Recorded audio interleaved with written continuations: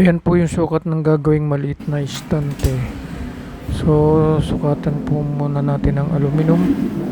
Magbutol po tayo ng 4 na pirasong 15 and 3/4 inches. Sa centimeter ay 40 centimeter.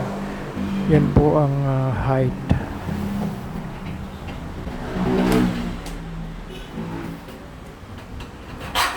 Gamit lang po natin ay lagaring bakal.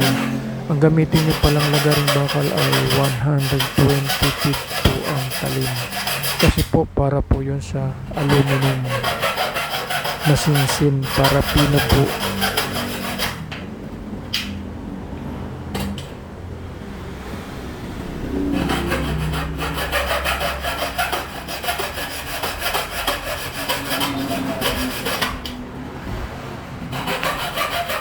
Ito po ay pangpatong lang po na istante, maliit lang po ito. Pwede sa lamesa o pwede sa kahit ano, basta maliit lang po siya. Ayan, 4 na piraso po. 4 na piraso ring yung haba. Sukat po niyan ay 25 1/2 inches sa centimeter, 64.8, at yung width naman ay 10 inches at sa centimeter naman ay 25.5 centimeter. Ayan, pagkatapos po ay kikili na po kasi para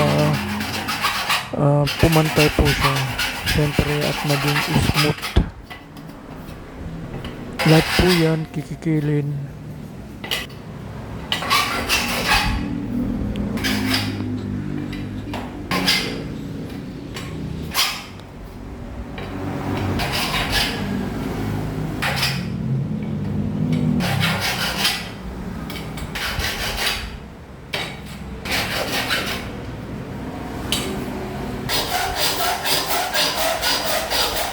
Susunod naman po ay ready na po natin ang bracket, 3/4 by 3/4 by 1/8 angular.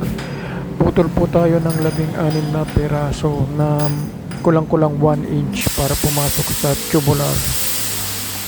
So, i-ready na po natin ang butas.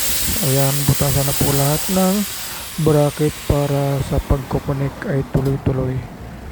Panoorin niyo po ang susunod na video kasi po sa susunod na video ay papakita na po doon kung paano po i-connect ang mga tubular. Ayan po ay nilalagyan ko po muna ng markings. So, panoorin niyo po ang susunod na video. Nasa ibabaw lang po. No, i-click nyo lang po yung nasa ibabaw na video para mapanood nyo po ang karugtong.